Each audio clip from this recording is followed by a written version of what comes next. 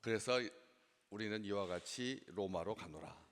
바울 일행 276명 이 알렉산드리아 배에 탑승했던 그런 사람들이 3개월 동안 멜리데라고 하는 몰타 섬에서 3개월 동안 겨울을 나고 이제 조금만 더 가면 한 100km 정도, 90km 정도 떨어져 있죠. 거기서 시실리 섬, 이탈리아의 제일 큰 섬, 거의 육지에 붙어 있죠. 그래가지고 메디나 해협을 사이에 두고 이제 가게 되는데, 거기 이탈리아 본토의 이 구두 끝에가 이제 레기온이라고 하는, 여기에 지금 레기온이 나오죠. 레기온이 나오고 그 다음에 서해안을 따라서 이제 로마로 이렇게 쭉 올라가는, 중간에 이제 보디올이 나오고, 보디올 지나서 아비오 광장, 트레이스 타베르네 15절에 있는 것처럼 그 다음에 로마, 이렇게 이제 서쪽으로 이렇게 쭉 항해하는 그런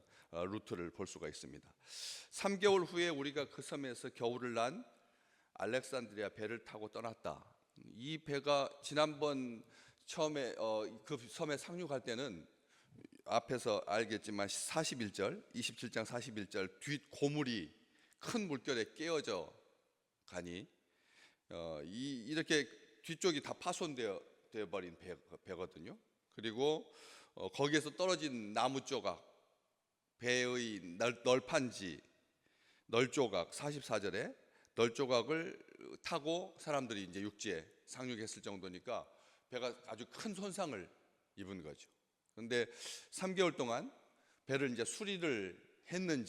배를 수리를 했는지, 아니면 이 상선을 운영하는 그룹이 커서 똑같은 이름의 배가 여러 척 있어가지고 아주 새 배가 왔는지, 그것은 확인할 수가 없죠.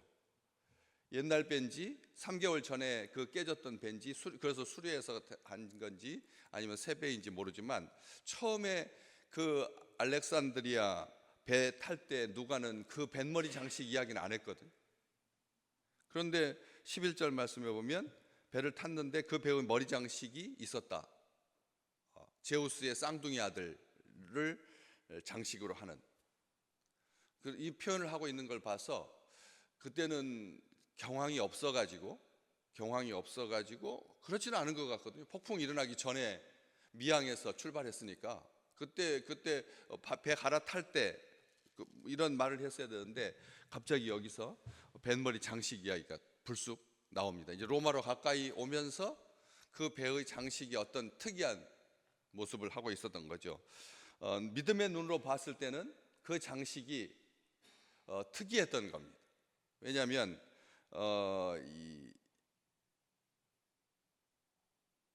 이 쌍둥이 장식, 우리는 요즘은 쌍둥이라고 하잖아요. 쌍둥이라고 표현을 썼는데, 조금 전까지는 이 밑에 각주가 붙어 있거든요.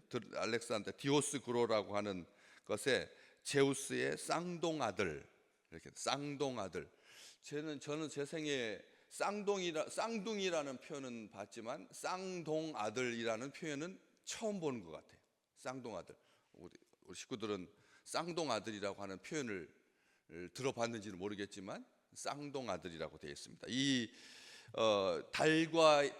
달의 여신과의 사이에서 이 쌍둥이를 출산했는데, 그 캐스토와 폴룩스라고 하는 이 두 쌍둥이는 항해의 수호신, 배가 이렇게 항해의 수호신이고, 또 특별하게 조난당한 뱃사람들을 돕는 보호자다 해가지고 로마의 배가 대부분 이 두 신의 형상을 뱃머리에 부착하고 항해하면서 안녕을 기원했죠. 우리 지금 요즘 이 세상에서 이 안녕을 위해서 뱃머리에다가 이렇게 주술적 의미거든요. 부적과 같은 의미입니다. 뱃머리에다가 그렇게 장식을 하는 거. 우리 영화 뭐 해적선 나오고 영화들 보면 뱃머리 앞에 여신이 새겨져 있기도 하고, 많은 다양한, 우리 거북선은 앞에다가 거북이를 달고 출전을 했죠. 그러니까 우리나라의 거북선은 그렇게 막 전투적이고 뭐 항해의 안전을 기원하고 하는 것보다는 굉장히 순박한 표현입니다. 근데 그게 철갑으로 이루어져 가지고 뭐 입에서는 막 화염이 부러져 나오고 해가지고 전투함, 전함이지만 보통 이렇게 상선이라든지 일반적인 배에는 그런 것들을 안 다는, 요즘은 안 달잖아요. 그런데 이 부적이었고 그다음에 주술적인 의미가 있었다는 거죠. 이런 뱃머리 장식이 독특했던 것 같습니다. 그렇기 때문에 다시 그 배를 탑니다. 그 배에 타고 12절 말씀에 이 수로구사에 대고 사흘을 있었다. 이 시실리 섬의 이제 수로구사입니다. 시실리 섬의 그 딱 중간에 있는 이 섬, 이 항구인데 그 항은 그리스 쪽에서 오는 모든 배들이 바로 거기에 진짜 정박을 하고, 예, 이렇게 이용하는 그런 항구인 것이죠. 그렇게 이제 확인하게 되고 그 다음에 이제 본토로 넘어가서 레기온에 들르고 하는데, 이 왜 머리 장식 이야기를 했나? 그때부터 이제 안전하거든. 배 항해가 뭐 이렇게 겨울을 지났기 때문에, 겨울이라고 하면 그 주술적인 의미가 사람들의 이 복잡한 심경을 반영하여서 필요하겠죠. 그런 장식 이야기가. 그런데 이제는 남풍이 순하게 부는, 여기 그렇게 되어 있지 않습니까? 13절에 남풍이 일어나므로, 따뜻한 남쪽에서 바람이 불어서 북동쪽으로 올라가는데 아주 쉬운, 겨울에는 위쪽부터 아래로 불어오는 바람 때문에 앞으로 나가기도 힘들지만 이제는 남쪽에서 따뜻한 바람 타고 이렇게 위쪽으로 올라가는 항해이기 때문에 별로 어렵지 않아요. 그래서 아주 짧게 이게 쭉 이어지지 않습니다. 쭉 이어지는 그런 항해. 그런데 왜 이 장식 이야기를 하느냐는 거죠. 누가는 의도하는 바가 있었던 겁니다. 평상시에는 모른다는 거죠. 평상시에는 알 수가 없다는 거죠. 왜?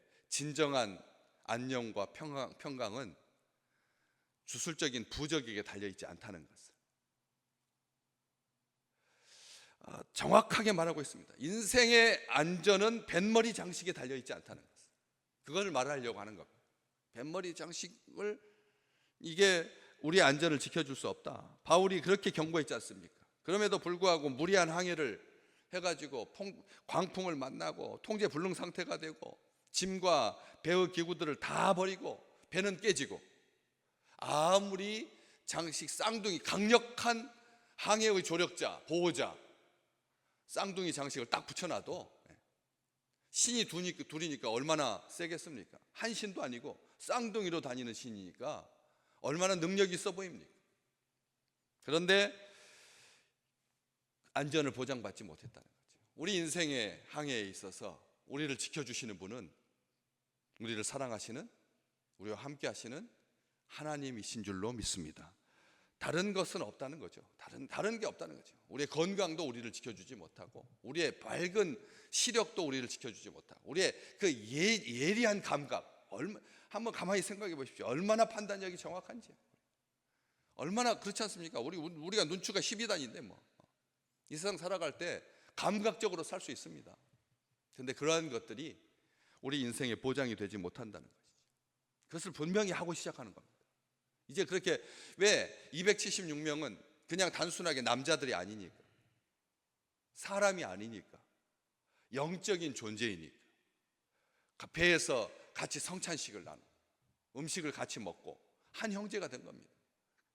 그렇기 때문에 거기에서 그렇게 3개월을 지난 후에 겨울을 나고 나서 뱃머리 장식이 그거였다라고 하는 것을 다시 한번 상기시키면서 배 항해가 이렇게 진행되고 있습니다. 먼저 시실리 섬에 있는, 지금 현재 수라구사, 옛날에는 수라구사라고 그랬는데 시라쿠사, 현재 이름은 시라쿠사입니다. 거기에다 대고 며칠 있느냐면 사흘을 있습니다.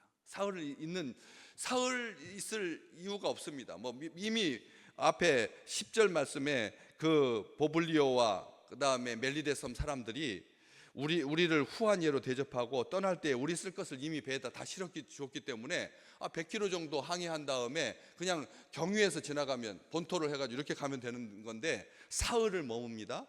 지금 거기 시라쿠사의 사흘, 거기에 보면 제일 유명한 게 카타콤입니다. 놀랍지 않습니까? 2000년 전에 그리스도인들이 그 외딴 섬에 신앙생활을 하다가 박해를 피하여서 지하 무덤으로, 카타콤으로, 동굴로 들어갔다는 거죠. 그 2000년 전에 유대국 공동체가 이미 거기에 있었습니다. 참 이스라엘 사람들 대단한 사람들이죠. 그 2000년도 더 전에 나라가 망했을 때 그 먼 지중해를 건너가지고 그 중간쯤에 있는 이탈리아 남쪽에 있는 그 시실리 섬에 거기에 남쪽에 해안가에 유대인 공동체가 있었다는 거죠. 상륙해가지고 유대인 공동체가 있었고 지하 20m입니다. 지하 20m면 정말 깊은 곳입니다. 지하 20m에 지금도 미크베, 정결탕, 세례 받을 때, 그 다음에 손 씻을 때, 목욕할 때, 하나님 말씀 읽을 때 목욕했던 그 정결탕이 있습니다. 미크베는 물이 지금도 너무나 맑은 물이, 그냥 깨끗한 물이 솟아나와서, 그 섬인데 물이 솟아나와서 마실 수 있는 그런 물을 거기에 무슨 말이냐면, 바울이 시라쿠사에 도착해가지고 사흘 동안 있으면서 유대인 공동체를 만나고 그들에게 복음을 전하고 사흘 동안 했다는 것입니다. 지금 압송되어서 로마로 가는 길입니다. 그런데 바울은 여전히 이 바울의 의지가 반영된 사흘이라는 거죠. 하나님께서 계획하신 사흘이라는 거죠. 하나님께서 우리에게 주신 날들은 하나님의 계획과 하나님의 장중에 있다라고 하는 것을 믿으시기를 주의 이름으로 축복합니다. 그냥 경유할 수 있는 길이거든요. 그렇잖아요. 이미 다 물건들도 다 충분히 확보되었고 이제 빨리 가야죠. 백부장이 여기서 말을 해가지고 이제 선장과 선주한테 명령해서 긴급하게 가자, 이렇게 해도 되는데, 바울의 의지가 반영되어서 하나님의 뜻대로 사흘, 유대인 공동체, 거기에 살고 있는 유대인들에게 복음을 전하기 위해서 사흘을 머물게 되고, 거기에 있다가 13절, 거기서 둘러가서 레기온에 이르렀다. 이 둘러가다라고 하는 표현은 어떤 뜻입니까? 그냥 직항으로 갈 수 있는데, 빨리 갈 수 있는데, 둘러갔다라고 하는 말은 천천히 이동했다는 뜻입니다. 그렇게 이동합니다. 그래가지고 레기온에 이르러서 거기서 하루를 지낸 후에 남풍이 일어나 이튿날 보디올에 이르게 되었다, 이렇게 기록하고 있습니다. 레기온에 들어가서 하루를 지내면서 뭐 했냐면 거기서 세례를 베풀었습니다. 바울이 지금 이제 로마로 가는 길에 그 전에, 그 젊은 날 온 세상을 누비면서 복음을 전파하고 다녔는데, 거기에서 예수 믿는 사람들이 있었고, 바울이 떠난 다음에 세례를 받지 못해가지고 세례를 기다리고 있는 그런 사람들에게 세례를 베풀고 복음을 전했다. 그림이 아예 붙어 있습니다. 레기온에 가면 이탈리아 본토에 그 구두 끝에 거기 레기온이라고 하는 그 항구 도시에 제일 큰 건물이 이 바울의 기념 성당인데, 거기에 그림이 딱 붙여 있습니다. 거기에 보면 바울이 세례를 주고 복음을 전파하는 그림을 딱 그려놨습니다. 메시나 해협을 통과해야죠. 그 짧은 그 아주 해협을 통과해서 이스라엘의 본토 끝에 거기에 도착해가지고 하루를 머물고, 그 다음에 거기서 이튿날 출발해가지고 보디올이라고 하는 항구에, 지금 현재 보추올리라고 하는 그런 항구에 도착하게 됩니다. 이튿날 도착해 거기서 형제들을 만났다, 이렇게 되어 있습니다. 앞에다 믿음의 형제들이라고 수식어 쓰지 않습니다. 우리는 믿음의 형제들, 하나님께서 붙여주신 사람들, 그 옛날에 아직 기독교가 하나도 없었고 지금 막 박해를 막 시작하는 그런 초입인데, 박해받던 그 초입인데 형제들을 만나서 그들의 청함을 받아서 일주일을 또 머뭅니다. 그래서 우리가 이와 같이 로마로 갑니다. 이 메시나 해협 끝에 있는 로마의 끝에 그 자리에, 거기에서 세례를 베풀고 복음을 전하고 드디어 이제 서쪽으로 해가지고 중간 지점 로마하고 그 사이에 있는 그 보디올에 이르러서 거기서 믿음의 형제들을 만나서 그들의 청함을 받아서 이래를 머무는데, 지금도 보추올리에 가면 아예 길 이름이 바울거리입니다. 제일 좋은 길 이름이 바울거리입니다. 그리고 성당은 다소 사람 바울의 성당입니다. 바울의 성당으로 그렇게 기록되어 있습니다.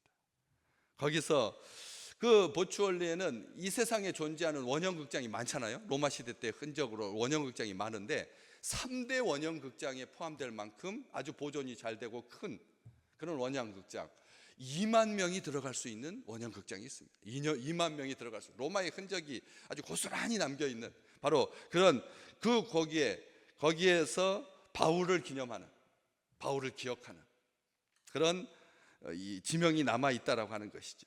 여기 그런데 이렇게 쫙 이렇게 말씀들을 뚝 보면 둘러갔다라고 하는 표현을 쓰고, 그 다음에 남풍이 일어났다라고 하는 표현을 씁니다. 배가 둘러가고 남풍이 일어나고, 남풍이 일어나고, 이런 표현들을 보면 모든 것들이 다 마치 인격을 가진 것처럼 그 바울 일행을, 복음을 위하여서 협력하고 있는 것을 보게 됩니다. 환경이 남풍이 불매 이렇게 해야 되잖아요. 보통 남풍이 일어났다라고 하는 말은 사람에게 쓰는 표현이잖아요. 그렇죠? 사람에게 쓰는 표현입니다. 전쟁이 일어났다 이럴 때나 쓰지, 남풍이 일어났다라고 하는 표현을 쓰지 않지 않습니까? 그런 것처럼 하나님께서 이 마지막 가는 길에조차 모든 것이 하나님의 뜻을 이루기 위해서, 성취되기 위해서 일어나고 있는 거죠. 일어나고 배가 둘러가고 하는 것처럼 오늘 우리 믿음의 백성들에게 행하는 모든 여정에 하나님께서 하나하나 다 명령하셨어요. 바람도 멈추어라고 말씀하시고, 죽은 자도 일으키시고, 이전과 같은 방식으로 대하지 아니하도록 우리의 눈과 우리의 심령이 띄어져서 하나님의 인도하신 그런 섬세한 손길들을 충만하게 누리는 귀한 식구들 되시기를 주의 이름으로 축복합니다. 하나님께서 일으켜 주시고, 하나님께서 불게 하시는 것이 아니라 일으켜 주시고, 일어남으로 그래서 로마로 갈 수 있도록, 로마에 이를 수 있도록 인도하시는 그 섬세하신 하나님의 도우심과 함께하심.